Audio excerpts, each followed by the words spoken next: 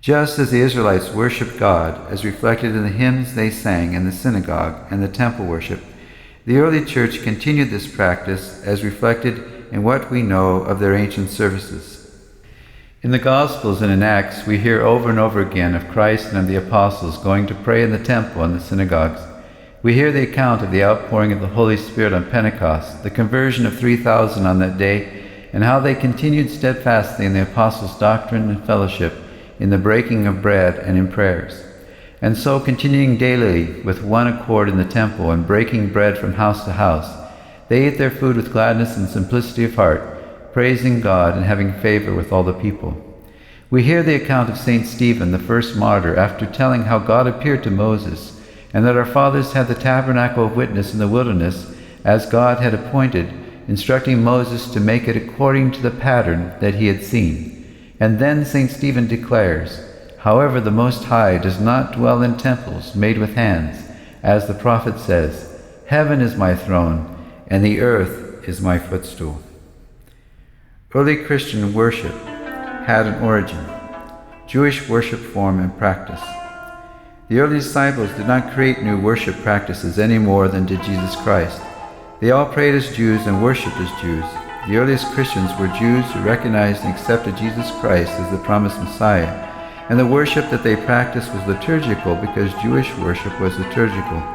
For this reason, we see in the New Testament that the early Christians continued their Jewish worship practices, even while they added some uniquely Christian components. The most central new content was the sacrament of the Eucharist, or communion, as instituted by Christ at the Last Supper. It is therefore natural that the earliest followers of Jesus, who were primarily Jewish, maintained the rituals and practices of the synagogue, including the ways of its chanters and readers. It is also inferred that the converts who were chanters and readers in the synagogue instructed their followers of Christ in the musical tradition of the synagogue as it was taught to them through oral tradition. Certain chants in use even today exhibit characteristics which may throw light on this subject. These include recitation formulas, melody types, and standard phrases that are clearly evident in the folk music and other traditional music of various cultures of the East, including the music of the Jews.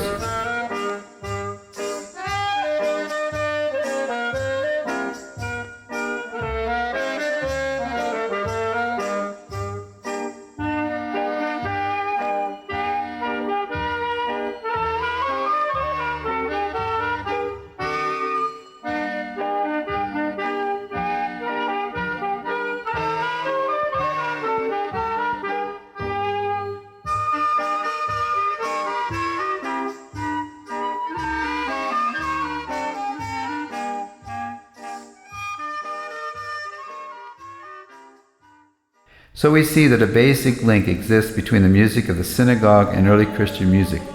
A further relationship exists between the two traditions of the form of similarities of psalmody and hymns.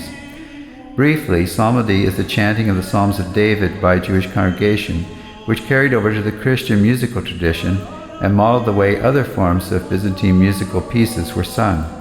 Christian doxologies being the best example of preservation of this Jewish psalmody.